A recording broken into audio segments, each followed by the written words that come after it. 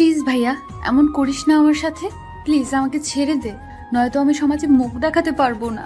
কান্না করতেছি আর কথাগুলো বলতেছি, কিন্তু তাও আমাকে ছেড়ে দিচ্ছে না। আসলে ভাইয়ার কোনো দোষ না, আমি একটা ভুল করছি, যার ফলে সাজা পাচ্ছি। ভাইয়া আমাকে ওনার মতো করে কিছুক্ষণ পর আমাকে ছেড়ে দিল। আমি এখনো কান্না করতে, আমি কল্পনাও করতে পারি নাই ভাইয়া আমার সাথে এরকম ব্যবহার করবে। যে ছেলেকে আমি জোর করে কিস করতাম, আজকে একটা ভুলের জন্য তার এতটা রাগ উঠবে। আর উঠবে নাই বা কেন? আমি যেটা করেছি কখনো মেনে নেওয়ার মতো না। আসলে এতক্ষণ যাকে ভাইয়া বলতেছিলাম উনি আমার ফুফুর ছেলে, আমার থেকে 3 বছরের বড়।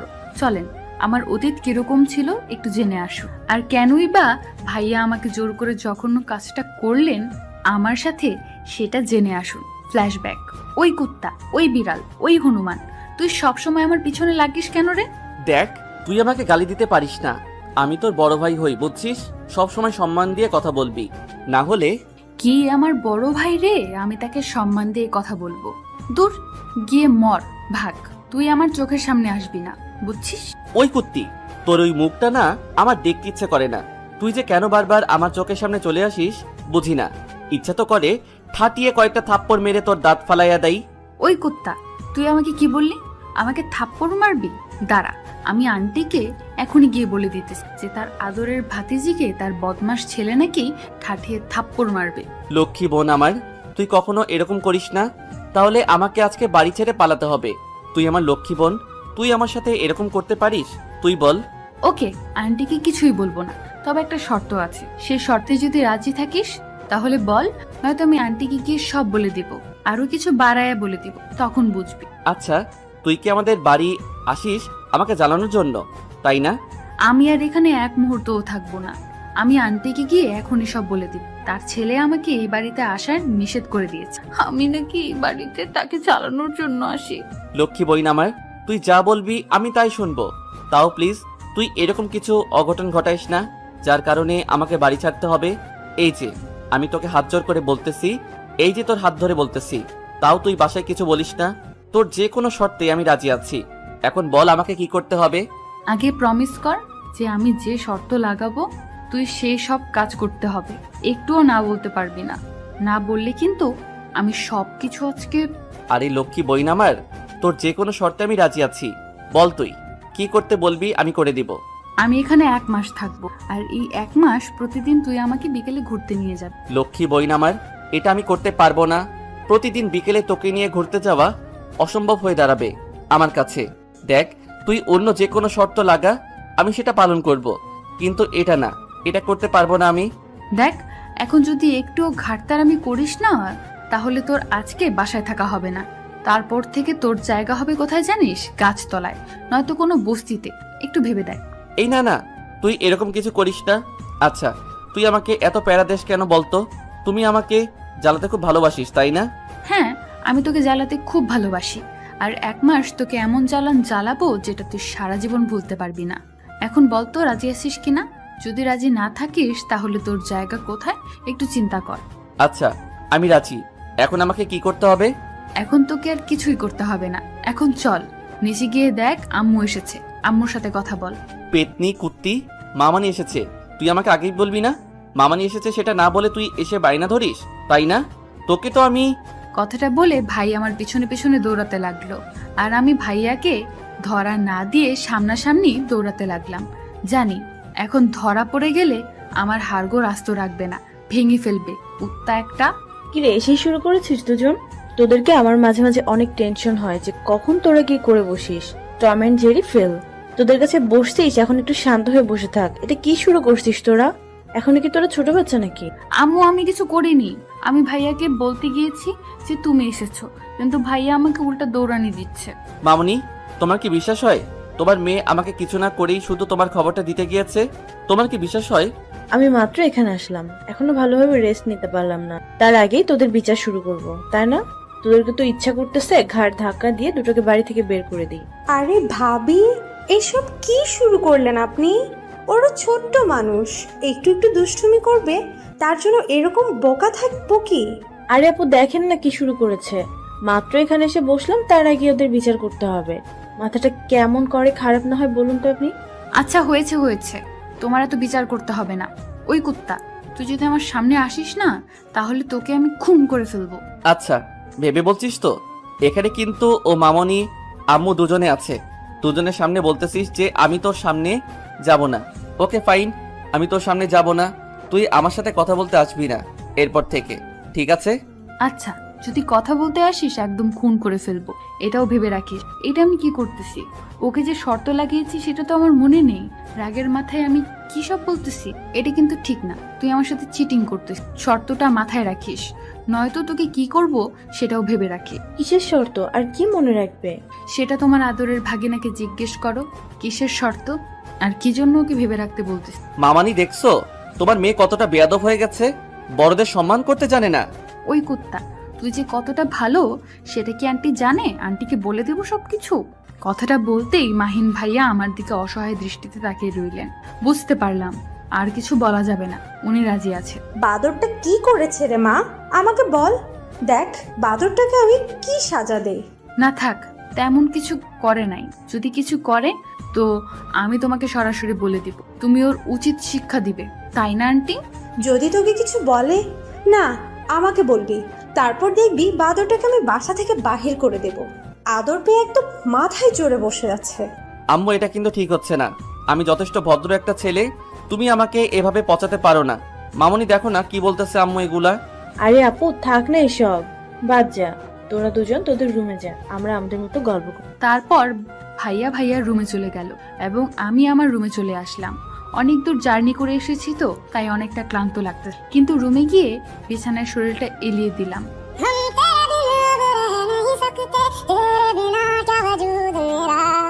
এই ফোনটার জন্য কি শান্তিতে একটু শুয়ে থাকতেও পারবো না? ফোনের স্ক্রিনে তাকিয়ে দেখি আমার বেস্টু ফোন দিছে। হ্যালো জানেমান, বলো কেমন আছো, কি করো, খাইছো নি, বয়ফ্রেন্ডের সাথে দেখা করতে গেছো নি? এই কুত্তি, শয়তানের হাড্ডি, তুই এখন কোথায় রে? তোরে হাতের কাছে পাইলে উচিত শিক্ষা দিয়ে দেব, জানিস?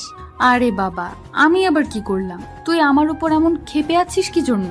জানেমান, তুমি জানো না তোমাকে ছাড়া আমার কিছুই ভালো লাগে না।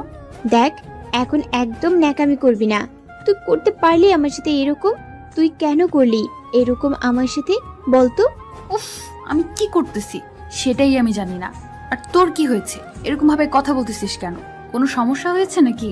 কুত্তি, আমার বিয়ে সামনের শুক্রবার, আর তুই আমার সাথে কথা না বলে তোর বাপের বাসায় চলে গেলে এটা কি ঠিক করেছিস তুই? তোকে যখন হাতের কাছে পাবো না, ইচ্ছা মতো ধোলাই করব। আরে জানেমান, আমি তোর বিয়েতে খুব তাড়াতাড়ি উপস্থিত হব, তুই দেখ। এবং আর আমার সাথে তোর জিজিও যাবে। মানে? মানে তোকে বুঝতে হবে না। আচ্ছা বল, তোর বিয়ে কবে আর কোন ছেলের সাথে? বললাম তো, আমার বিয়ে শুক্রবার, আর ছেলেটা ইঞ্জিনিয়ার। তুই তো জানিস আমি কত ছেলেকে প্রপোজ করেছি, কেউ রাজি হয়নি। এখন কি করব বল? এখন বাবা মায়ের পছন্দ হয় বিয়েটা করে নিতে হচ্ছে। আচ্ছা, ভালো কাজ করছি। বাবা মায়ের লক্ষ্মী মেয়ে তুই। এখন ফোনটা রাখি, আমার বরকে একটু জ্বালিয়ে আসি। তারপর ফোনটা কেটে দিয়ে বিছানায় আর মন টিকলো না, উঠে ভাইয়ার রুমে চলে গেলাম। কিরে ভাইয়া, কার সাথে কথা বলিস এতক্ষণ ফোনে? আন্টি কি সবকিছু জানে নাকি আন্টিকে বলে দিব? আরে আমি আমার এক বন্ধুর সাথে কথা বলতেছি, আমি কোনো মেয়ের সাথে কথা বলি না। আমি বুঝছি, এরকম পাগলামো একটু কম করে করবি। তুই কি আমার উপর রাগ দেখাচ্ছিস? আন্টি তখন কি বলেছিল মনে নাই তোর? নাকি আবার মনে করিয়ে দিব তোকে? থাকবই না, আমার সবকিছু মনে আছে, আর তোকে নতুন করে কিছু মনে করে দিতে হবে না। এখন বল, তুই কি জন্য আমার রুমে এসেছিস? কেন, তুই কি বলতে চাচ্ছিস? আমি যেন তোর রুমে না আসি, এটাই তো, তাই না? দাঁড়া, আমি আন্টিকে সব বলে দিচ্ছি। তুই যে কোনো মেয়ের সাথে কথা বলিস, আমি তোর রুমে গেলে তুই আমাকে ছাড়ি মারিস। তুই কি আমাকে একটু শান্তিতে থাকতে দিবি না? আমার ফোনটা নিয়ে চেক করে দেখ, আমি কোনো মেয়ের সাথে কথা বললাম নাকি আমার ফ্রেন্ডের সাথে কথা বললাম। আর তুই আমাকে এসব কি আজাইরা কথাবার্তা বলতেছিস বলতো? আচ্ছা, সব কথা বাদ, এখন বিকেলে রেডি থাকিস আমাকে ঘুরতে নিয়ে যাওয়ার জন্য। না হলে কিন্তু তোর কি করব আমি নিজেও জানি না। আচ্ছা, ঘুরতে নিয়ে যাব। এখন তুই আমার রুম থেকে আসতে পারিস, যখন সময় হবে আমি ঠিক তোকে নিয়ে যাব। এখন প্লিজ তুই এখান থেকে যা। ও বুঝছি, আমি এখান থেকে না গেলে তুই তো আবার কথা বলতে সমস্যা হয়। আমি কোনো মেয়ের সাথে কথা বলতেছি না, কিন্তু তোকে খুব বিরক্ত লাগতেছে এই মুহূর্তে। এত বকবক করিস কেন তুই? কত দেখি। আরে আল্লাহ রে, তুই এটা কি বললি? আমি বকবক করি? আমি বাসায়, তুই কি বলতে চাস তো শুনি। আমি কিছুই বলতে চাচ্ছি না এখন, তাই তোকে ভালোই ভালোই বলছি, তুই রুম থেকে বেরিয়ে যা, নয়তো তোকে আমি এখন কি করব নিজেও জানি না। কি বললি? আমি রুম থেকে বের হব না, দেখি তুই আমাকে কি করতে পারিস। কথাটা বলে আমি আরো এগিয়ে গেলাম। আমার এগিয়ে যাওয়া দেখে ভাইয়া আরো অনেক রেগে গেল। রেগে গিয়ে আমাকে একটা মেয়ে তার বিছানায় শুইয়ে দিল। আমাকে বিছানার উপর শুইয়ে দিয়ে ভাইয়া আমার উপর চড়ে বসলো। আমার হাত ভাইয়ার 2 হাত দিয়ে বিছানার মধ্যে চেপে রেখেছে, আমাকে একটু নড়াচড়া করতে দিচ্ছে না। এখন যদি উল্টাপাল্টা কিছু করে ফেলি তখন কেমন হবে বলতো? তুই আমাকে এত জ্বালাস কেন? তুই আমাকে কিছুই করতে পারবি না, সেটা আমি খুব ভালো করে জানি। বুঝেছিস গাধা কোথাকার? কি বললি? আমি গাধা? আমি কিছুই করতে পারি না? কিছু করলে তখন আবার আম্মুকে গিয়ে বলবি যে ভাইয়া আমাকে সর্বনাশ করে ফেলছে, আর আম্মু আমাকে বাসা থেকে বের করে দিক। আচ্ছা ভাইয়া, তুই আন্টিকে এত ভয় পাস কেন বলতো? তোর মতো আমি বেয়াদব না যে আম্মুর সাথে তর্ক করব, তাই আমি আমার আম্মুকে গোষ্ঠ ভয় পাই, আর আমি আমার আম্মুকে যথেষ্ট সম্মান করি, বুঝছিস? তুই কি বলতে চাচ্ছিস? যে আমি আমার আম্মুকে সম্মান করি না, তাই তো? তোকে আমি কথাটা বলে শক্তি দেখাতে লাগলাম, কিন্তু ভাইয়ের শক্তির সাথে পেরে উঠলাম না। হঠাৎ করে ভাইয়া আমার মুখের কাছে তার মুখটা নিয়ে আসলো। আমি কিছুই বুঝতেছি না ভাইয়া হঠাৎ এমন করতেছে কেন। ভাইয়া কি যেন একটা ভেবে আবার মুখটা সরিয়ে নিলেন, কিন্তু আমি সুযোগটা হাতছাড়া করতে চাচ্ছি না। তাই আমি একটু মাথা উপর করে তুলে ভাইয়ার ঠোঁটের সাথে আমার ঠোঁট দুটো ডুবিয়ে দিলাম। বেশি কিছুক্ষণ পর ছেড়ে দিলাম। ওই কুত্তি, তুই এটা আমার সাথে কি করলি রে? আমি না তোর ভাইয়া লাগি? তোর মাথায় এসব? ছি! আমি তোকে আজকে থেকে না, অনেক ছোটবেলা থেকেই ভালোবাসি, বুঝছিস? আর আমি আমার ভালোবাসার মানুষের সাথে কি করব না করব সেটা আমার একান্ত বিষয়। এটা কখনো হয় না, বুঝছিস? তুই আমার বোন হস, অন্য কিছু না যে তোর সাথে আমি রিলেশন করব। আমি তোকে আমার বর বানাবো, এটা যে কোনো মূল্যে, কথাটা মনে রাখি। আর যদি তোকে আমি না পাই না, আমি এই দুনিয়া ছেড়ে দিব। কথাটা বলে ভাইয়াকে ধাক্কা দিয়ে বিছানায় ফেলে দিয়ে আমি ভাইয়ার রুম থেকে চলে আসলাম। আজকে মনে মনে অনেক খুশি, কারণ ভালোবাসার মানুষের ঠোঁটের ছোঁয়া পেলাম। আজকে আমার অনেক দিনের স্বপ্ন এটা, কিন্তু আজকে সেটা পূরণ করে ফেললাম। কখনো ভাবতে পারিনি যে এরকম করে আমার স্বপ্নটা পূরণ হয়ে যাবে। আমি ভালো করে জানি ভাইয়া এত সহজে আমাকে মেনে নিবে না, এর জন্য আমাকে অনেক কাঠখড় পোড়াতে হবে। এখন দেখা যাক কোথায় গিয়ে দাঁড়ায়। সেদিনের মতো আর কিছুই হলো না। পরের দিন সকালে আমি ঘুম থেকে উঠে দেখি অনেকটা বেলা হয়ে গেছে। তাড়াহুড়ো করে রুম থেকে বেরিয়ে ভাইয়ার রুমে উকি দিয়ে দেখি ভাইয়া রুমে নেই। মনটা একদম খারাপ হয়ে গেল। মন খারাপ করে ছাদে যাচ্ছিলাম। ছাদে গিয়ে দেখি ভাইয়া এক কোণে দাঁড়িয়ে সকালটা উপভোগ কর। আমি চুপি চুপি ভাইয়ার পেছনে গিয়ে ভাইয়াকে একটা খোঁটা দিলাম। আউস!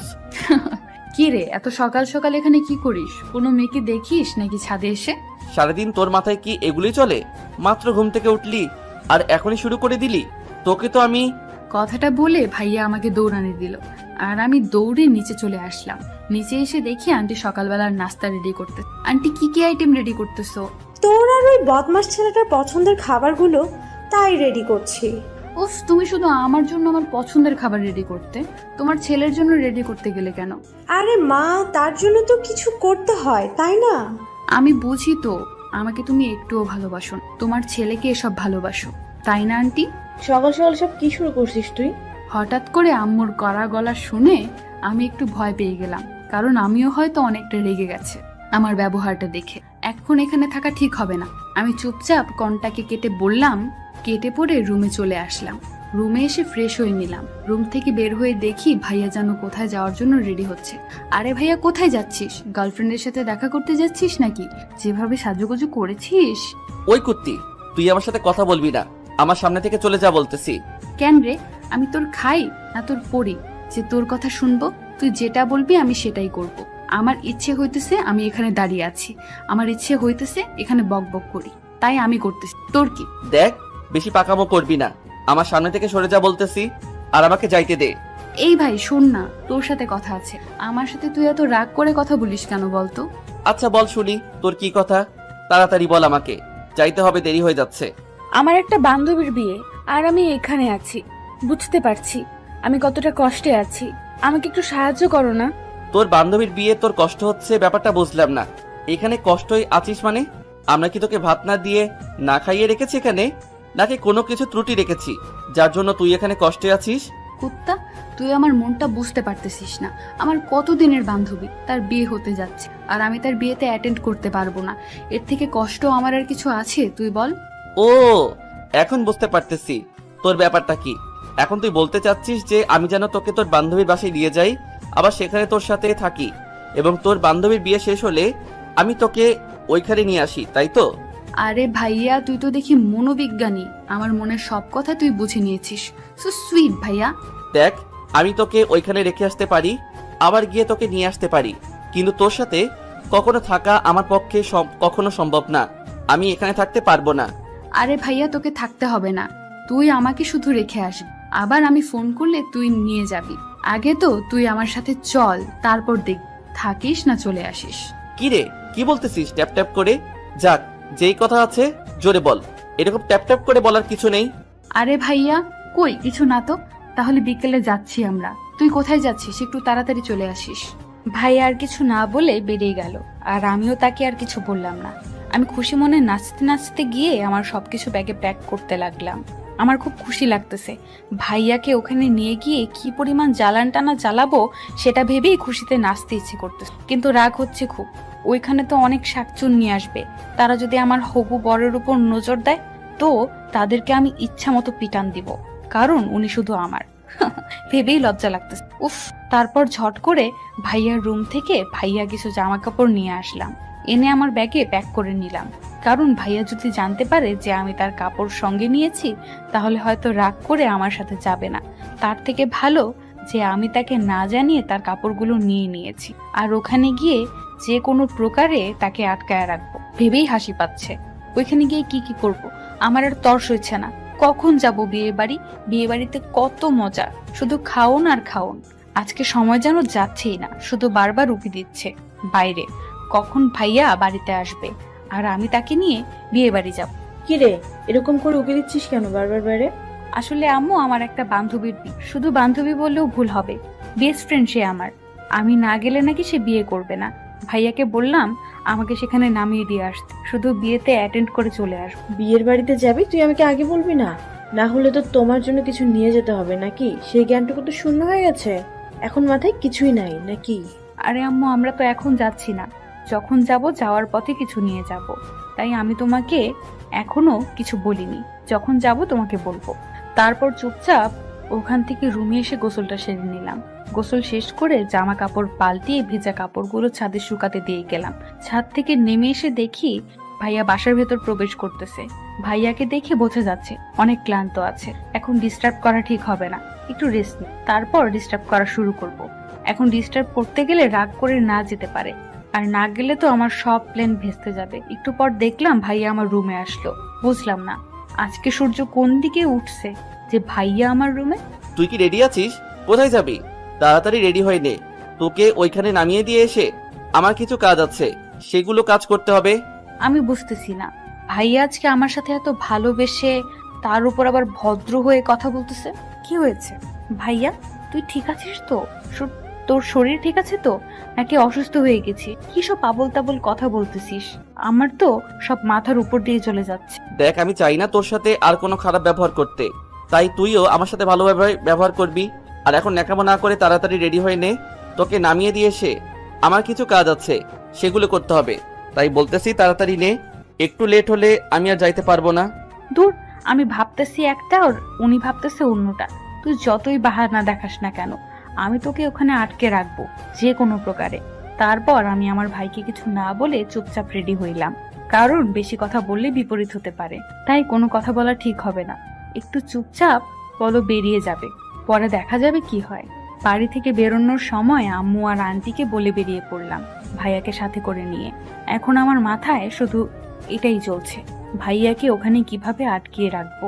কারণ ভাইয়াকে আটকে রাখতে না পারলে আমি মজা করতে পারবো না।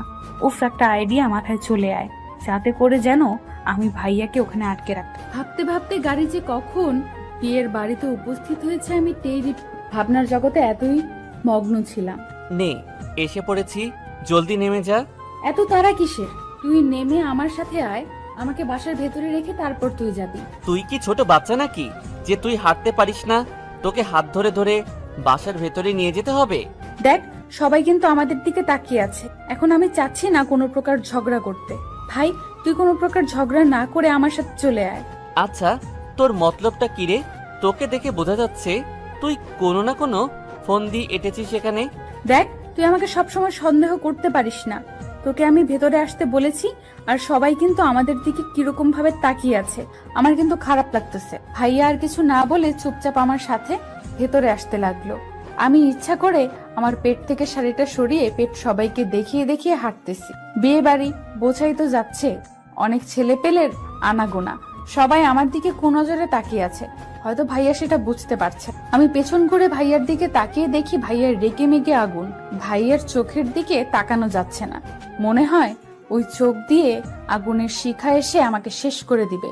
ভাইয়া কিছু না বলে চুপচাপ জোরে হেঁটে এসে আমার হাত ধরে টেনে হিচড়ে নিয়ে যেতে লাগলো। সবাই আমাদের দিকে অবাক দৃষ্টিতে তাকিয়ে আছে। কি রে, তুই বিয়ের বাড়িতে এসেছিস কি সবাইকে তোর পেট দেখিয়ে বেড়াইতে? কি করব বল, আমাকে তো শাসন করার মতো কেউ নেই, তাই আমার যেটা ইচ্ছা সেটাই করব। আর তুই তো এখন চলে যাচ্ছিস, তারপর ভেবে দেখ আমি আরো কত কি করতে পারি। মানে তুই বোঝাতে যাচ্ছিস আমি এখান থেকে চলে যাওয়ার পর তুই সব ছেলের সাথে লুতুপুতু করবি, তাই তো? আমি লুতুপুতু করতে যাব কেন? তারাই তো আমাকে, থাক ওসব কথা বলতে নি। তোর নাকি কাজ আছে, তুই চলে যা। তো তুই কি মনে করছিস তোকে পাহারা দেওয়ার জন্য আমি এখানে থাকবো? এটা কি হয়ে গেল? আমি তো ভাবলাম যে না, জেরাস ফিল করবে আর আমাকে সবার থেকে আলাদা রাখার জন্য ভাইয়া এখানে থেকে যাবে। আমার তো প্ল্যান কাজে দিল না, এখন কি করা যায়? আচ্ছা, তুই তোর মতো এনজয় কর, তোর যেটা খুশি সেটাই কর, আমার কিছু যায় আসে না, বুঝছিস? তুই যেটা ভেবেছিস সেটা কখনোই না। আর আমি এখন বাসায় যাচ্ছি। কথাটা বলে ভাইয়া চলে যেতে লাগলো। এই ভাইয়া, তুই এখানে বান্ধবীর সাথে যদি দেখা করে না যাস, তাহলে আমার বান্ধবী আমাকে ইচ্ছা মতো পিটানি দিবে। প্লিজ আমার জন্য অন্তত তুই আমার বান্ধবীর সাথে দেখা করে যা। তুই যেমন পেতনি, তোর বান্ধবীটা ঠিক তোর থেকেও বেশি পেতনি, তাই তোর পেতনি বান্ধবীকে দেখার থেকে না দেখাই ভালো। এই যে মিস্টার, যা কিছু বলছেন একটু ভেবে চিন্তে বলবেন। আমি কিন্তু পিছনে দাঁড়িয়ে আছি।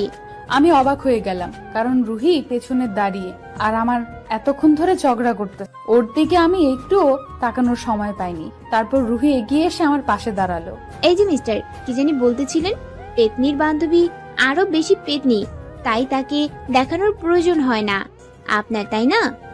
মামা, মানে হয়েছে কি? ভাইয়া এমন ভাবে তোতলাচ্ছিল যেটা দেখে আমি না হেসে থাকতে পারলাম না। আমি হা হা করে হেসে দিলাম। আমার হাসি দেখে ভাইয়া অনেকটা রেগে গেল, চোখ গরম করে তাকালো আমার দিকে। ভাইয়ার চোখ দেখে বোঝা যাচ্ছে যদি এই সময়ে ভাইয়া আমাকে একা পেত তাহলে ইচ্ছা মতো পিটানি দিত আমাকে। আমি আমার হাসি বন্ধ করে দিলাম এবং চুপচাপ সোজা হয়ে দাঁড়িয়ে রইলাম। আর ভাইয়া ভিতর মতো সামনে মাথা নিচু করে দাঁড়িয়ে আছে। আপনাকে এখন আমি একটা শাস্তি দেব। যদি একটুও না বলেন তাহলে তো আপনাকে আমি পুলিশে দেব। আপনি কি জানেন আমার বাবা পুলিশ? ভাইয়া যেই শুনেছে রুহির বাবা পুলিশ, ভাইয়ার শরীর কাঁপতে লাগলো, কারণ ভাইয়া কোনোদিন পুলিশের খপ্পরে পড়েনি। ভাইয়ার এই অবস্থা দেখে আমি রুহির কানে কানে বললাম যে বেশি রকম ইয়ার্কি করিস না, পরে আবার তুই ওর ফাঁদে পড়ে বিপদে পড়। এখন হয়তো তোকে ভয় পাইতিস, কারণ সত্যিটা জেনে যাক, যখন সত্যিটা জেনে যাবে তখন তোর অবস্থা নাজেহাল করেছে। তাই বেশি রকম পাগলামো না করে ভাইয়াকে কি করে এখানে রাখা যায় সেটা ভেবে বের কর, কারণ আমি ওকে ছাড়া এখানে ভালো মতো থাকতে পারবো না। ইস রে, আমার বান্ধবীটা দেখে আমার প্রেমে হাবুডুবু খাচ্ছে যে আমাকে ছাড়া এক মুহূর্তও থাকতে পারবে না। আমার কানে ফিসফিস করে বলল রুহি, আচ্ছা ভাইয়া, আপনাকে তেমন কোনো শাস্তি দেওয়া হবে না। আপনার শুধু কাজ হবে, আমার যেহেতু বিয়ের 3 দিনের আয়োজন, কালকে গায়ে হলুদ, পরশুদিন বিয়ে, আর আপনাকে পরশুদিন সন্ধ্যা পর্যন্ত এখানে থাকতে হবে। মানে এটা আবার কোন ধরনের শাস্তি? আমি যেহেতু আপনাকে পেতনি বলেছি, সেহেতু আপনি হয়তো 2-1টা থাপ্পড় দিবেন আমাকে দিয়ে আমাকে ছেড়ে দিন, আমি চলে যাচ্ছি, কিন্তু আমি এখানে থাকতে পারবো না। ওকে মিস্টার, আপনাকে এখানে থাকতে হবে না, তাহলে জেল হাজতে গিয়ে থাকেন এই 3 দিন। আমি আব্বুকে বলে দিচ্ছি। প্লিজ ভাইয়া রাজি হয়ে যা না, এখানে থাকাটাই বেটার হবে। জেলে গিয়ে থাকতে পারবি না, মশার কামড়, তারপর আবার কত রকম জঘন্য মানুষ থাকে ওখানে। আমি থাকতে পারি, তবে একটা শর্ত আছে, আমি আমার মতো থাকবো, তবে আমি কারো কোনো কথায় চলতে পারবো না। আমার ইচ্ছা মতো আমি এখানে থাকবো। পরশুদিন সন্ধ্যা হলে আমি এখান থেকে চলে যাব। তারপর রুহি আমাকে আর ভাইয়াকে নিয়ে উপরে চলে গেল। ভাইয়াকে একটা রুম দেখিয়ে দেওয়া হলো, ভাইয়া এই রুমে থাকবে আর আমি রুহি একসাথে থাকবো। কারণ আমাদের তো আলাদা মজা আছে। আমার মনে এখন লাড্ডু ফুট, কারণ ভাইয়াকে এই 3 দিনে এত পরিমাণ জ্বালাবো, যেটা হয়তো এই 3 দিন আমার কাছে স্পেশাল হয়ে থাকবে। সেদিন রাতে আর কোনো মজা হলো না, সবাই খাওয়া দাওয়া করে ঘুমিয়ে পড়লাম। পরের দিন সকালবেলা আমি ভাইয়ার রুমে গিয়ে দেখি ভাইয়া এখনো ঘুমিয়ে আছে। ভাইয়ার ঘুমানোর স্টাইলটা অনেক মজাদার, কেমন হাত পা ছড়িয়ে ছিটিয়ে ঘুমিয়ে আছে। এই ভাইয়া, সকাল হয়ে গেছে, উঠে পড়। দেখ, ডিস্টার্ব করবি না। সকাল সকাল আমি পরে উঠবো, এখন পারবো না। এটা কিন্তু তোর বাসা না, আমার বাসা না যে তোর ইচ্ছা মতো ঘুম থেকে উঠবি। এটা বিয়ে বাড়ি, উঠে পড়। তারপর ভাইয়া ঘুম থেকে উঠে পড়লো। ভাইয়ার রুম থেকে বেরিয়ে এসে দেখি রুহি বাইরে দাঁড়িয়ে আছে। তাহলে এই ছেলেটাই কি আমার হবু জিজু হতে চলেছে? তুই কি করে বুঝতে পারলি? আরে তুই যার জন্য এত কিছু করতেছিস, আর এটা তো সামান্য ব্যাপার, সেটা কি আমি বুঝতে পারবো না? না, সেটা বলিনি, কিন্তু আমি তো তেমন এখনো। সরাসরি বলে দে, ঝামেলা না করে, বুঝেছিস? তাহলেই বেটার হবে। থুর পাগলি মেয়ে, এত সহজে বললে তো মজাই পাবো না, একটু বাজিয়ে দেখি কি হয়।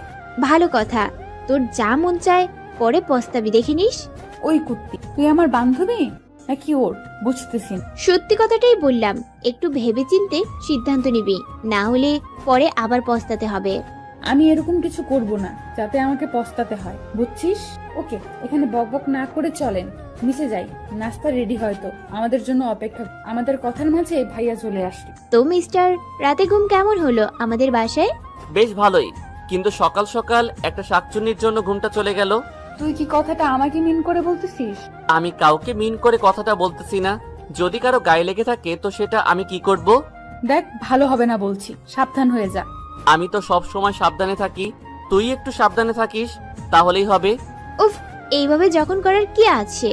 বুঝতে চাই না, আমাদের জন্য সবাই অপেক্ষা করতেছে, আর আমরা এখানে ঝগড়া করতেছি। এটা কি ঠিক বলো? ওদের অসম্মান করা হচ্ছে। তোকে তো আমি দেখে নেব পরে।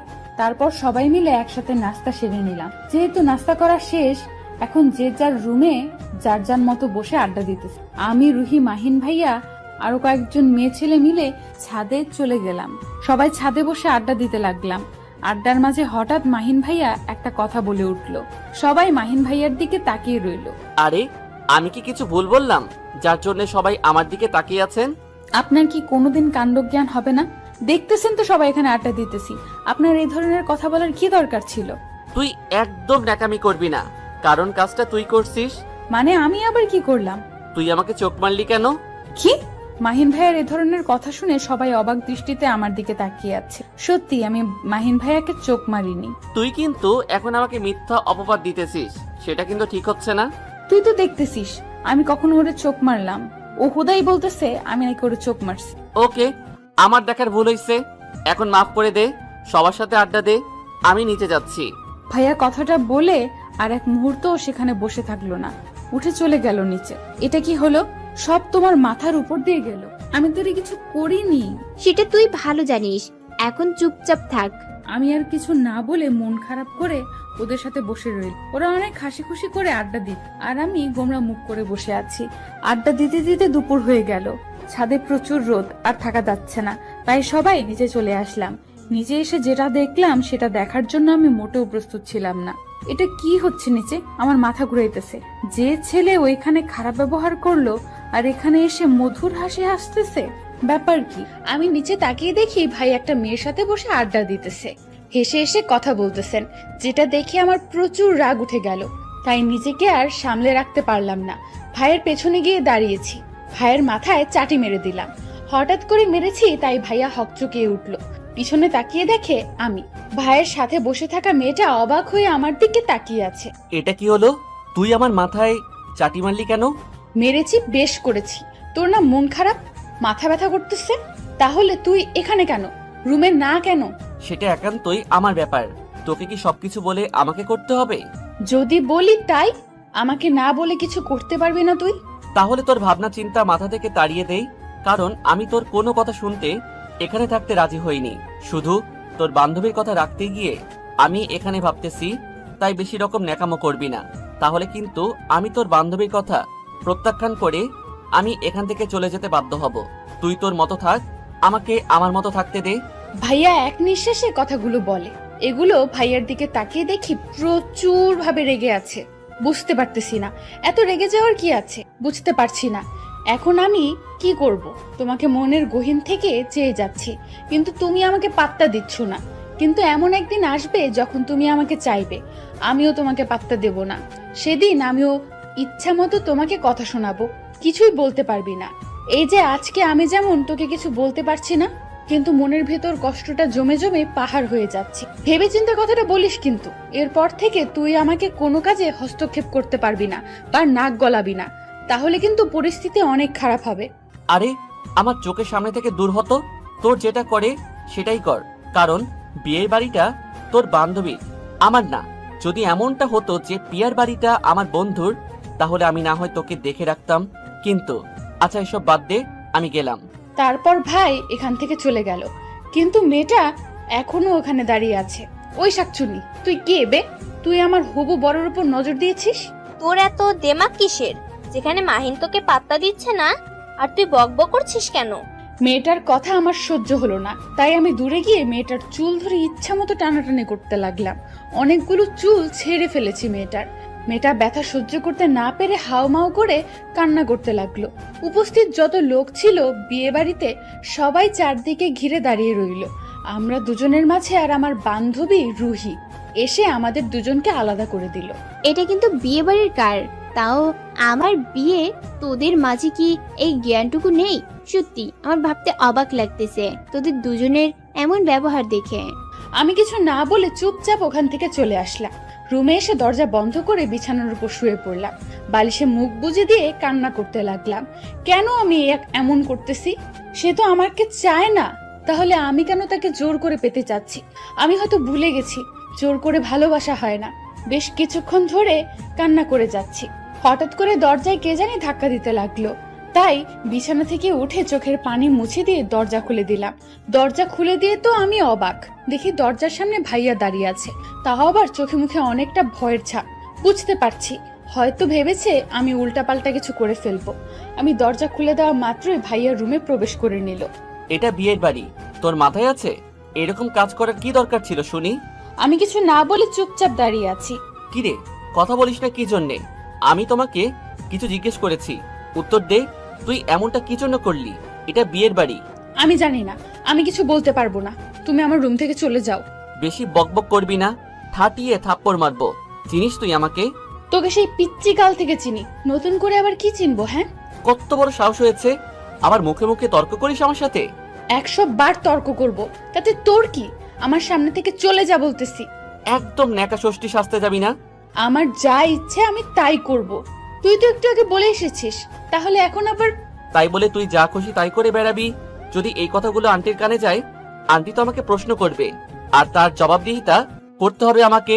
তুই যেটা ভেবে ভয় পাইতেছিস সেরকম মেয়ে আমি না। আমি কখনো নিজের ক্ষতি করব না, তাই তুই নিশ্চিন্তে ঘুমাতে পারিস। কালকে বিয়ে, আজকে না ঘুমাতে পারলে কালকে তুই আবার মেয়েটাকে দেখতে পাবি না, কারোর সাথে কথা বলতে পারবি না। কত সুন্দরী সুন্দরী মেয়ে আসবে বিয়ে বাড়িতে, তাদের সাথে আপনার লাইন ক্লিয়ার করে নিস। সেটা তোকে বলতে হবে না, আমারটা আমি দেখে নিব। তোরটা তুই দেখ, এখন ঘুমিয়ে পড়।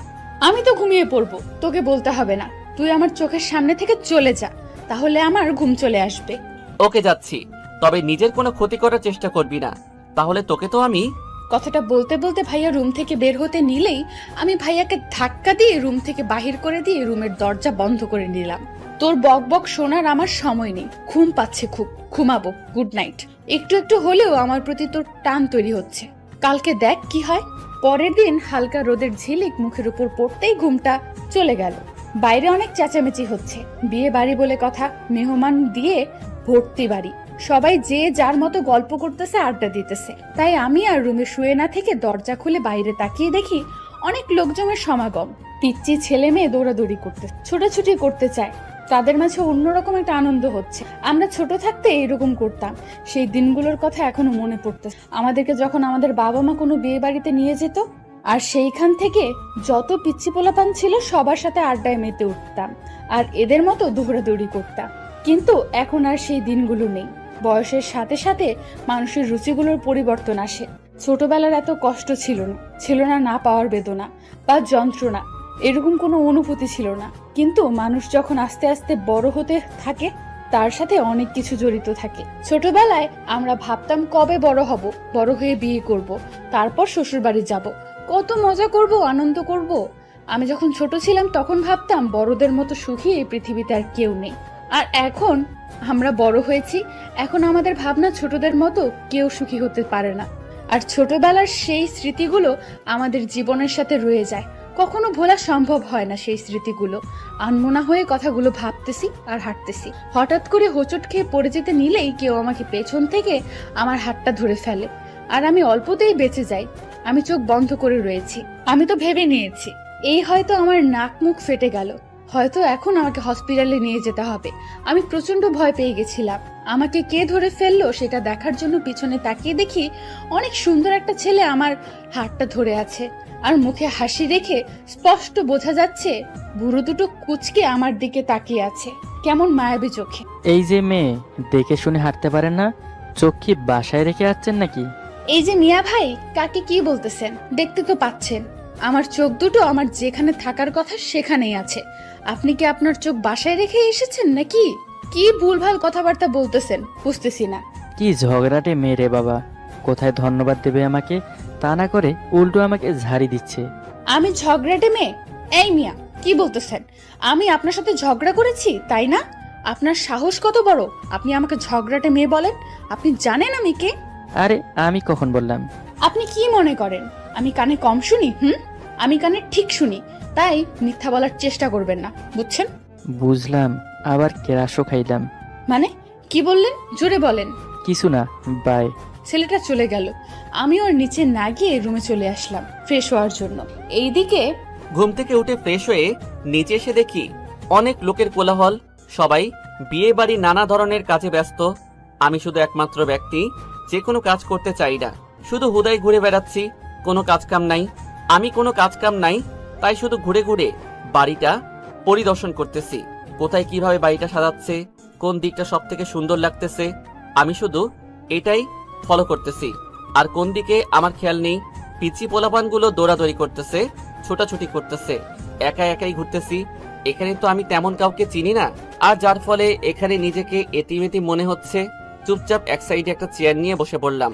কিছু স্যাড সং ছিল, সেগুলো চালু করে শুনতেছি। আমি মনে হয় একমাত্র ব্যক্তি যে বিয়ে বাড়িতে এসে স্যাড সং শোনা। আমি বেশ মনোরম পরিবেশ, অনেক ভালো লাগতেছে পরিবেশটা। সকালবেলা রোদের ঝিলিক, মৃদু বাতাস, আর আমি গাছের ছায়ায় বসে আছি। সবকিছু মিলিয়ে পরিবেশটা আমার কাছে অনেক সুন্দর লাগতেছে। হঠাৎ করে একটা মেয়েরই কণ্ঠ ভেসে এলো আমার কানে। এই যে মিস্টার, ছ্যাঁকা খেয়েছেন বুঝি? মানে কি বোঝাতে চাচ্ছেন আপনি আমাকে? আজব ব্যাপার, আমি এখনো প্রেম করলাম না, আবার ছ্যাঁকা খাইলাম কবে? তার থেকে বড় কথা হলো মেয়েটাকে আমি যেখানে বসে আছি সেখানে তো কাউকে আসার কথা না। এইখানে নির্জন একটা পরিবেশে বসে যেভাবে স্যাড সং শুনতেছেন, যে কেউ বুঝতে পারবে। আপনার এমনটা কেন মনে হলো আমি কি জানতে পারি? সেটা আমি বলতে যাব কেন? আপনার গান প্রমাণ দিচ্ছে, সেটা নতুন করে বলার কি আছে? আপনাদের মতো কিছু মেয়ের জন্য আজকে দেশটার এই অবস্থা, বুঝতে পারছেন? এই যে মিস্টার, নিজের মুখে একটু সামাল দিয়ে কথাগুলো বলবেন, বুঝছেন? তাহলে আপনি কিছু না জেনে না শুনে হঠাৎ এরকম একটা মন্তব্য করার কারণ কি? না, আমার জানা মতে যারা ছ্যাঁকা খায় তারাই তো স্যাড সং শোনে, তাই না? আজব বাংলাদেশি, আজব আমজনতা। স্যাড সং শুনলে কি প্রেমে চাকা খেতে হয়? এই যে মিস, শুনেন আমি কি বলি। স্যাড সং শুধু চাকাগরদের জন্য নয় শাখা, কিছু মানুষের ভালো লাগে তাই তারা শুনে। আমি যে একা শুনি তা না, এরকম আমার মতো হাজারো ছেলে পাবেন যারা প্রেমে চাকা না খেয়ে কেউ স্যাড সং শুনতে পছন্দ করে। নিজেকে নিয়ে আপনি এত অহংকার করেন? আপনি আমার একটা ভুল মন্তব্য করলেন। আমি আপনাকে কি বোঝাতে চাইছি আর আপনি কি বুঝলেন? আমি আপনাকে পরে দেখে নেব, কথাটা মাইন্ডে রাখেন। কথাটা বলে মেয়েটা হনহন করে চলে গেল, আমাকে আর কিছু বলার সুযোগ দিল না। এ কেমন বিপদে পড়লাম। মানুষকে ভালো কিছু বলতেও নেই, ভালো কিছু বললে নাকি সেটা আবার অহংকার দেখানো হয়। আজব মানুষ, আজব পৃথিবী, আজব বাংলাদেশ। আমি ওর ওইখানে বসে না থেকে ওইখান থেকে উঠে বাসার ভিতরে যাওয়ার জন্য হাঁটতে শুরু করলাম। হাঁটতেছি, কথা ভাবতেছি। মেয়েটা যে কথাগুলো বলে গেল, কিছু জানে না, শোনে না, বুঝে না, হঠাৎ রিয়াকশন করে বুঝলাম না, আজব ধরনের মেয়ে। হাঁটতে হাঁটতে ওর বাসার ভিতরে প্রবেশ করলাম। ভিতরে গিয়ে তো আমি বেশ বড়সড় অবাক যে মেয়েটা আমার সাথে একটু আগে তর্ক করে আসলো সেই মেয়েটা একটা ছেলেকে আমাকে দেখিয়ে দিচ্ছে। বুঝলাম না ব্যাপারটা কি। আমি ওইদিকে ভ্রুক্ষেপ না করে আমাকে যে রুমটা দেখিয়ে দেওয়া ছিল থাকার জন্য আমি সেই রুমে চলে গেলাম। রুমের ভিতরে গিয়ে দেখি শাকচুনিটা বসে আছে। আমি ফ্রেশ হয়ে এসে ভাইকে খুঁজতেছি, কোথাও পাচ্ছি না। তাই ভাইয়ের রুমে এসে বসে আছি। এখন তার দেখা মিলল। কোথায় গেছিল জনাব জানি না, হঠাৎ করে রুমের ভেতর প্রবেশ করলো। এই যে মিস্টার ভাইয়া, এটা কিন্তু তোমার এলাকা না যে যেখানে খুশি সেখানে চলে যাবে। আমি কি তোর মতো বাচ্চা নাকি যে আমি কিছু জানি না, চিনি না? দেখ, এখন তোর সাথে কোনো প্রকার তর্ক করার আমার ইচ্ছা নাই। নিচে আয়, নাস্তা করতে হবে। সবাই আমাদের জন্য অপেক্ষা করতেছে আর মহাশয় নিরুদ্দেশ হয়ে গেছে। আমি একটু বাইরে গেছিলাম পরিবেশটা দেখার জন্য। পরিবেশটা বেশ ভালোই আছে, কিন্তু কিন্তু কি? কিছু না। চল নিচে যাই, নাস্তা করে আসি, তারপর গল্প করব। ওকে কথাগুলো বলা ঠিক হবে না, হুদাই গিয়ে ঝগড়া লাগাই দিবে। তারপর ভাইয়া সহ নিচে আসলাম। নিচে এসে দেখি সবাই যে যার মতো আড্ডা দিতেছে। আমরা গিয়ে সবাই নাস্তা করে নিলাম। চলো সবাই একটু বাইরে থেকে হাঁটাহাঁটি করে আসি। তারপর তো আর আমি তোমাদের সাথে আড্ডা দিতে পারবো না। আজকে থেকে আমি আমার ইচ্ছা মতো চলতে পারবো না, কারণ আমি এখন থেকে পরাধীন। এতদিন স্বাধীন ছিলাম। কি করবি বল, এটাই মেয়েদের জীবন। কেউ যুদ্ধ করে স্বাধীন হয় আর আমরা ইচ্ছে করে পরাধীন হই। সেটা পুরোটা নির্ভর করে তোমাদের উপর। কারণ তোমরা যদি তোমাদের স্বামীদের সাথে ভালো ব্যবহার করো, কখনো তোমাদের স্বামী তোমাদের সাথে খারাপ ব্যবহার করবে না। আর ছেলেদের একটু রাগ বেশি হয়, তো তার সাথে যদি তোমার তাল মিলিয়ে ঝগড়া শুরু করে দাও তাহলে তো সমস্যা। ছেলেরা বুঝি ধোয়া তুলসী পাতা, তাদের কোনো দোষ থাকে না? আমি কি একবারও বলছি যে ছেলেদের কোনো দোষ থাকে না? বলতে হয় না, তোর কথায় বোঝা যাচ্ছে তুই কি বলছিস। দেখ, আজকে আমার বিয়ে, অন্তত আজকে তোরা ঝগড়াটা বন্ধ করে রাখ। কালকে বাসায় গিয়ে দুজনে ঝগড়া করে নিস। আজকে অন্তত দুজন ভালো থাক। তারপর শুধু আড্ডা হলো, আর কোনো প্রকার ঝগড়া করলাম না দুজনে। কারণ নিজে একটা মান সম্মানের ব্যাপার আছে। আড্ডা দিতে দিতে দুপুর হয়ে গেল। বর পক্ষ নাকি বিকাল 5টায় আসবে, তাই সবাই রুমে চলে আসলাম। বিয়ে বাড়িতে অনেক মেয়ে এসেছে, যে যার মতো সাজতে লেগে গেল।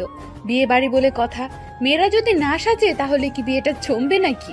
আমি নীল শাড়ি পরলাম, নীল শাড়ির সাথে ম্যাচিং করা নীল ব্লাউজ পরলাম, কপালে ছোট একটা টিপ দিলাম, 2 হাত ভর্তি নীল চুড়ি, চুলগুলো এক সাইড দিয়ে ছেড়ে দিলাম। আমি ইচ্ছে করে নাভি বের করে রাখলাম, শাড়িটা নাভির এক সাইড দিয়ে পরে নিলাম। শাড়ির কুচিগুলো অনেকটা নিচে গুজে দিলাম যাতে করে সম্পূর্ণ পেটটা দেখা যায়।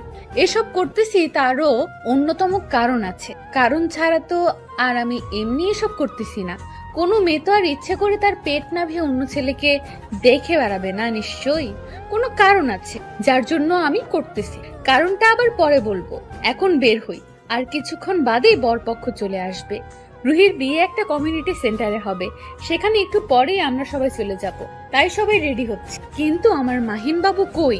এখনো তো তাকে দেখতে পেলাম না। উফ, সবাই তো একে একে গাড়িতে উঠে যাচ্ছে, কিন্তু মাহিন বাবু কই তা তো দেখতে পাচ্ছি না। বাধ্য হয়ে আমি রুহির সাথে গিয়ে রুহির পাশে বসে পড়লাম। মাহিন বাবুকে আর দেখা হলো না। এই কষ্ট আমি কারে দেখাবো? প্রিয় মানুষটার মুখটাই দেখতে পারলাম না। কিরে, এইভাবে মুখ গোমড়া করে আছিস কেন? আমার তো বিয়ে হয়ে যাচ্ছে, আমার তো মুখ গোমড়া করে থাকার কথা, কিন্তু আমি তো খুশি আছি। কিন্তু তুই মুখ গোমড়া করে আছিস কি জন্যে? আর বলিস না, তোর জিজুর মুখটাই দেখতে পেলাম না, মনটাই খারাপ হয়ে গেল। কুত্তি কোথাকার, তুই তো পেয়ে যাচ্ছিস, কিন্তু আমি পাবো কি না টেনশনে মরে যাচ্ছি। আর একটা কথা, আজকে কিন্তু তোকে সেই হট লাগতেছে। জানিস, যে কোনো ছেলেই ক্রাশ খাবে। আজকে কত ছেলে তোকে দেখে আহত নিহত হবে বুঝতেই পারতেছি না। দেখ, একদম ফাজলামি করবি না। আজকে তোর বিয়ে, নয়তো তোকে এতক্ষণে মেরে তক্তা বানিয়ে দিতাম। এই জন্যই তো যত খুশি তত তোকে পচাচ্ছি। আমি জানি তো তুই আজকে আমার কিছুই করতে পারবি না। পরে আমি যত খুশি তত তোকে পচাতে পারবো। আজকে তো তোদের বাসর রাত, কত কি হবে, আমার যে কবে হবে। চিন্তা করিস না, আমি হবু জিজুকে বলে দেব তোকে আজকে একটু আদর করে দিতে, যাতে যেন আমার সাথে সাথে তোর বাসর রাতটা হয়ে যায়। বক বক করিস না, পরে কথা বলার শক্তি হারিয়ে ফেলবি। চুপচাপ থাক। বেশ কিছুক্ষণ পরে আমরা সবাই কমিউনিটি সেন্টারে পৌঁছালাম। সবাই হই হুল্লোড় করতে লাগলো। আমরা সব মেয়েরা এক সাইডে চলে আসলাম আর ছেলেরা এক সাইডে চলে গেল। আমার চোখ শুধু খুঁজতেছে মাহিনকে, কিন্তু মাহিন তো এখানে নেই। তাহলে কি মাহিন ভাই এখানে আসে নাই, নাকি আসলে তো আমার চোখে একবার হলেও পড়তো। কিন্তু আমার খুব টেনশন হচ্ছে, যদি ভাইয়া না আসে তাহলে আমার সব প্ল্যান ভেস্তে যাবে। আরে এইদিকে সবাই গেল কোথায়? বাসায় দেখি কেউ নাই। বেশ বড়সড় অবাক হয়ে গেলাম। বিয়ে বাড়িতে অথচ কেউ নেই, ব্যাপার কি? কোনো অঘটন ঘটলো না তো? আবার বাসায়? আমি তো ঘুমিয়ে গিয়েছিলাম। না, কারো কোনো সারা শব্দ পাচ্ছি না, তাই বাসা থেকে বাইরে চলে আসলাম। বাইরে এসে দেখি গেটে দারোয়ান আছে। আমি আর দেরি না করে তাড়াতাড়ি দারোয়ানের কাছে চলে গেলাম। আচ্ছা আঙ্কেল, বাসায় কি কিছু হয়েছে? বাসায় তো কেউ নেই। কি বলো বাবা, তুমি জানো না সবাই তো কমিউনিটি সেন্টারে চলে গেছে, আর তুমি এখনো বাসায় আছো কি জন্য? সবাই তো একটু আগে চলে গেল, হয়তো এতক্ষণে সেখানে পৌঁছে গেছে। আমি তো ভাবছিলাম বিয়েটা হয়তো বাড়ির মধ্যেই হবে। বাড়িটা অনেক সুন্দর করে সাজানো হলো। বড়লোক মানুষ বাড়ি সাজাইছে আর কমিউনিটি সেন্টার ভাড়া করেছে, তবে সবকিছু সেখানেই হবে, সবকিছুর আয়োজন সেখানেই হয়েছে। আঙ্কেল, আমি তো জানি না তারা কোথায় গেছে। আমাকে কি অ্যাড্রেসটা দেওয়া যাবে? এরপর দারোয়ান আঙ্কেলের কাছ থেকে অ্যাড্রেসটা নিয়ে একটা ট্যাক্সি ভাড়া করে গন্তব্যস্থানে উদ্দেশ্যে রওনা দিলাম। বেশিক্ষণ লাগলো না, অল্প কিছুক্ষণের মধ্যেই ট্যাক্সিওয়ালা আমাকে সেখানে নিয়ে গিয়ে নামিয়ে দিলেন। অনেক সুন্দর করে কমিউনিটি সেন্টারটা সাজানো হয়েছে, অনেক সুন্দর লাগতেছে। আমি তো এখানে তেমন কাউকে চিনি না। আমি চুপচাপ ভেতরের দিকে যাচ্ছি। আমি ভিতরে গিয়ে দেখি দীপা সব ছেলেদের মাঝখানে দাঁড়িয়ে আছে। তাকে অনেক সুন্দর লাগতেছে, সুন্দর করে সেজেছে, নতুন শাড়ি পরেছে, সবকিছু ম্যাচিং। হঠাৎ করে আমার চোখ আটকে গেল তার পেটের দিকে। আমার মাথা পুরা গরম হয়ে গেছে। সব ছেলেরা কেমন লালসা দৃষ্টিতে তার কয়টার দিকে তাকিয়ে আছে। আর মেম সাহেব সবাইকে কি সুন্দর মজা দিচ্ছে। যেভাবে মজা নিচ্ছেন মনে হয় এটা পতিতা তলায়। আর এইখানের পতিতা মেম সাহেব নিজের ট্রাক্টর কন্ট্রোল করতে পারলাম না, এমনিতে মাথা গরম হয়ে আছে। তার উপর এখানে এসেছে এটা দেখতে চাই, রাগটা দ্বিগুণ হয়ে গেল। নিজেকে কন্ট্রোল করে রাখতে পারলাম না। খুব দ্রুত পায়ে হেঁটে দীপার কাছে চলে গেলাম আর দীপার হাতটা শক্ত করে ধরে টানতে টানতে একটা রুমের ভেতরে নিয়ে যেতে লাগলাম। আমার কিছু ভালো লাগছে না, তাই আমি সবার সাথে পরিচিত হওয়ার জন্য কিছু ছেলেদের সাথে কথা বলতেছিলাম। হঠাৎ করে ভাইয়া কোথা থেকে এসে আমার হাতটা শক্ত করে চেপে ধরে টানতে টানতে একটা রুমের ভেতর নিয়ে যেতে লাগলো। আরে ভাই, কি হয়েছে? এমন করতেছিস কেন সবার সামনে? আমার কথা মনে হয় ভাইয়ের কান অব্দি পৌঁছাচ্ছে না। ভাইয়া আমাকে একটা শ্রান্ত একটা রুমের ভেতর নিয়ে গেল এবং দরজা রুমের ভেতর থেকে বন্ধ করে দিল, যাতে কেউ এই রুমে আসতে না পারে। ভাইয়া আমাকে বিছানার উপর ছুঁড়ে ফেলে দিল। ভাইয়া কোনো কথা বলতেছে না। ভাইয়া আমাকে বিছানার উপর ছুঁড়ে ফেলে দিয়ে ভাইয়া তার টি শার্টের বোতাম খুলতে লাগলো। এই ভাইয়া, কি করতেছিস? পাগল হয়ে গেলি নাকি? এটা কিন্তু বিয়ে বাড়ি, কথাটা মাথায় রাখিস। প্লিজ এরকম কিছু করিস না। ভাইয়া আমার কথা শুনতেছে না। ভাইয়া গা থেকে শার্টটা খুলে ফ্লোরে ছুঁড়ে ফেলে দিল আর আমার উপর ঝাঁপিয়ে পড়লো। আমার বুক থেকে শাড়ির আঁচলটা সরিয়ে ফেলে দিল। আমি ভাইয়াকে নানাভাবে বাধা দেওয়ার চেষ্টা করতেছি, কিন্তু শক্তির সাথে পেরে উঠতে পারছিলাম না। ভাইয়া ক্রমশভাবে আমাকে ভোগ করতে চেয়েছে। আমি অনেকটা ভয় পেয়ে কান্না করতে লাগলাম, কিন্তু তাও আমাকে ভাইয়া ছেড়ে দিচ্ছে না। ভাইয়া তার ঠোঁট দুটো আমার ঠোঁটের সাথে এক করে দিল। আমি আর কোনো কথা বলতে পারতেছি না। আমি যতই কথা বলতেছি আমার মুখ থেকে শুধু শব্দটা বের হচ্ছে। ভাইয়া আস্তে আস্তে আমাকে অর্ধনগ্ন করে ফেললো। আমি অনেক জোরে জোরে কান্না করতে লাগলাম। বাইরে থেকে কয়েকজন এসে দরজা ধাক্কাধাক্কি করতে লাগলো, কিন্তু ভাইয়া সেদিকে কোনো ভ্রুক্ষেপ নেই। ভাইয়া আমাকে তার ইচ্ছা মতো ভোগ করে নিল। আমি কখনো কল্পনাও করতে পারিনি যে আমি তাকে এতটা ভালোবাসি, সে আমাকে এইভাবে নির্যাতন করবে। আর আমি কি এমন ভুল করেছি যার জন্য আমাকে এইভাবে ভোগ করতে হলো? আমাকে বললেই তো হতো, আমি আমার সব কিছু উজাড় করে দিতাম। আমি কোনো কিছু না বলে চুপচাপ কান্না করে যাচ্ছি।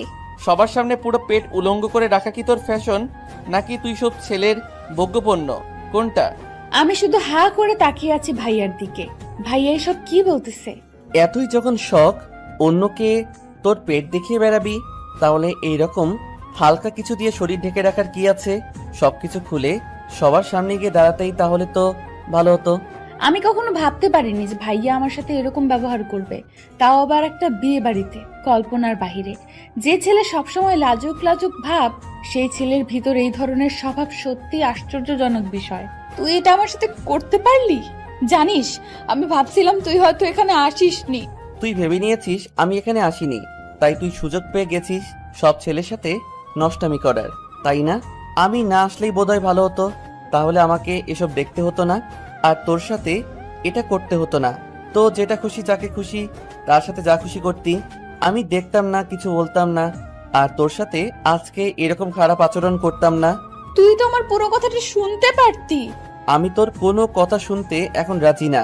আর শোন, আমরা এখন বাসায় যাচ্ছি, এইটাই ফাইনাল। দেখ, বিয়ের বাসর এটা অন্য কিছু না, তাও আবার অন বেস্ট বান্ধবীর। আমি চাই না আমার জন্য আমার বান্ধবীর উপর কোনো রকম প্রভাব পড়ুক, তাই বলতেছি আমি তোর হাতটা ধরতে চাই, প্লিজ এরকম কিছু সিনক্রেট করিস না যাতে করে আমার বান্ধবীর মান ইজ্জত নষ্ট হয়ে যায়। আমাকে কিছুক্ষণ সময়, যে বিয়েটা শেষ হলেই আমরা চলে যাব, তখন আর এখানে। দেখ, এটাই বললে তো পারতিস যে তুই ছেলেগুলোর সাথে আবার আড্ডা দিতে চাস, তাহলে তো আর আমি তোমাকে বাধা দেব না। আমি এখন চলে যাচ্ছি, তোর যা খুশি তাই কর। আর আন্টির যদি আমাকে কিছু জিজ্ঞেস করে তো আমি বলবো তুমি বিয়ে শেষ করে তারপর আসবে। আমার একটা জরুরি মিটিং ছিল, তাই আমি চলে এসেছি। ব্যাস, হয়ে গেল, আর কিছুই করা লাগবে না। তোর যা খুশি তাই কর। দেখ, তুই আমার এত বড় সর্বনাশ করলি, তাও আমি তোকে কিছু বলতেছি না। আমি তোকে ভালোবাসি তাই। আর শোন, তুই এটা কখনো ভাবতে পারিস না যে আমার কোনো রাগ বাজেট নেই। আমি যে কোনো প্রকারে তোকে চাই, সেটা কালকের মধ্যেই। দেখ কি কি হয়। তুই কি আমাকে হুমকি দিচ্ছিস? আচ্ছা, আমিও দেখে নেব তুই কিভাবে আমাকে পেতে পারিস। আমি আমার গায়ের শার্টটা পরে ঠিক করে নিলাম, তারপর বাইরে বেরিয়ে আসলাম। আমি ভাইয়ের সাথে আর কোনো প্রকার কথা বললাম না। আমাকে এখন প্ল্যান করতে হবে কিভাবে আমি ভাইকে বিয়ে করে নেব। আমি বাইরে বেরোনোর সাথে সাথে সবাই আমাকে ঘিরে ধরে দাঁড়িয়ে রইল, আর অনেকেই জিজ্ঞেস করতে লাগলো ভিতরে কি এমন হয়েছে যার জন্য আমার কান্নার আওয়াজ শুনতে পেল। আমি তাদেরকে তেমন কিছুই বললাম না, কারণ এখানে কিছু বলা সম্ভব না। নিজের মান-ইজ্জত এর একটা ব্যাপার আছে। আমি চুপচাপ রুহির কাছে চলে গেলাম। তারপর আস্তে আস্তে বিয়ের সব কার্যক্রম শুরু হতে লাগলো। একসময় বিয়েটা শেষ হয়ে গেল, আর আমি আমার বান্ধবীকে বিদায় জানিয়ে বাসার উদ্দেশ্যে রওনা দিলাম ভাইয়ের সাথে গাড়ি করে। গাড়িতে যতক্ষণ ছিলাম কেউ কারোর সাথে কথা বলিনি। যে ছেলে আমাকে জোর করে ভোগ করলো, সেই ছেলে আবার আমাকে ধমক দেয়, আমার উপর সহানুভূতি না দেখিয়ে আমাকে চ্যালেঞ্জ করে। তার সাথে আমি কেন কথা বলবো? আমিও দেখিয়ে দিব আমি কি। তারপর বাসায় পৌঁছাতে পৌঁছাতে অনেক রাত হয়ে গেল। আমি গাড়ি থেকে নেমে সোজা বাসার ভেতরে প্রবেশ করলাম।